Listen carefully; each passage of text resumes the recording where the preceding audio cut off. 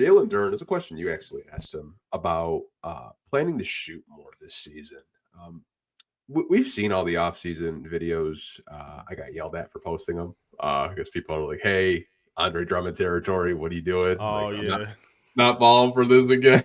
But JD seemed pretty confident at the podium when you asked him that. I mean, like, you want to kind of expand on like what we could possibly see because I mean, you're always posting, videos of him at practice and shoot around, practicing in the post and stuff like that. Yeah, his offensive game is one of the biggest developments that I'm going to keep my eye on this season. Like, it's a lot of areas that guys need to work on that can enhance their game a little bit more. And the most important thing for him is his defense. But if he can average or be a little bit more respectable as a jump shooter, I think that opens up his game and that pick and roll dynamic with him and Cade so much. Having a guy like him being able to pop up for a 15-footer like a Jermaine O'Neal or an Antonio McDyess with the Pistons, like that would be amazing because you get one of two things. Assuming that shot is consistent, you get that, obvious open shot and the respect to pull defenders away. So he gets that open look, or you create open space for Cade to just post up on whoever he's rolled off on that screen with, who happens to probably be a smaller defender, and he gets way more space to operate. So it's a win-win. And I also like that he's not immediately going to just 3-pointers either. So when people heard jumpers and shooting, he said I got the green light, but that doesn't necessarily mean he's going to be shooting threes when he does it. So when I went to training camp yesterday, he was shooting Tim Duncan off the glass 15-footers, and I loved seeing that. I'm like, yo, I don't want to see him try to become Brook Lopez overnight or DeMarcus Cousins overnight. Like, that's not going to happen, and that's not an immediate need as of right now. The Pistons need shooting, but the very last person they needed from 3-point range is Jalen Duren. So as of right now, I'm fine with him just kind of experimenting with that 15-footer. It's something he's been working on in shoot-arounds over the past couple seasons too, but it seems like he's really trying to dial into it now. And I think preseason will be a pretty good indicator to see how confident he is, because in practice it's there. The mechanics are right. The confidence is there. He just got to make it a little bit more consistent. And I think over time, I think we may see something, unlock in his game. When I watch his post ups, it reminds me of a former Piston and one of his former coaches at Memphis, and he talked about that he went to Philly and he worked out with Rasheed Wallace.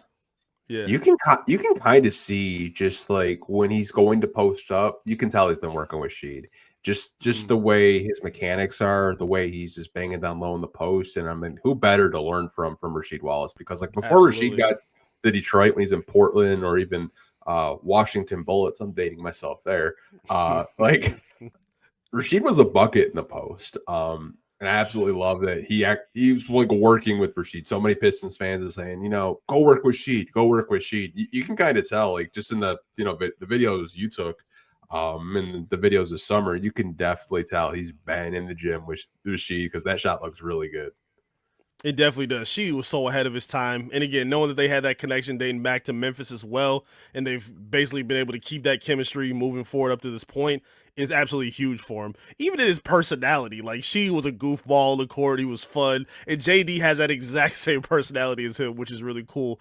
And if he could unlock a bit of that killer in them that Sheed had, because yeah, Sheed was an absolute demon on the block.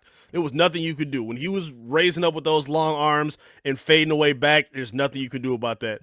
JD has tried a little bit of that. Obviously, he's not going to look as fluid as she did. But again, his mechanics are not broke. It doesn't look crazy or weird, even if he airballs it. Even if it goes over the rim, it still looks like he has a place in making and taking that shot. That's step one right there. So I love him trying to, add this to his game.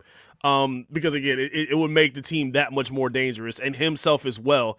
I also want to see him kind of, again, the jump shots are cool too, but I would like to see him get some looks at the block as well. He's way too strong, way too big. If he can just find a way to just get one or two dribbles and, find a couple moves to just find a way to go over opponents, that'll be big for him as well. He's a respectable free throw shooter as a center. So it's not like, sending him to the line would be some detriment or would slow the team down. So I think that's something they could look into as well. And Organic said it's a Philly connection. Yeah, they're Yes, both from indeed. Philly. That's where they were working out was in Philly.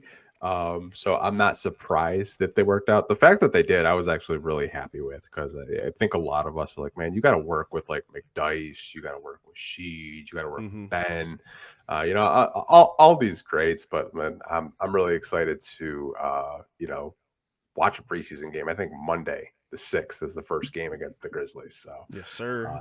it'll be interesting to see. I can't believe I'm getting excited for preseason basketball over here.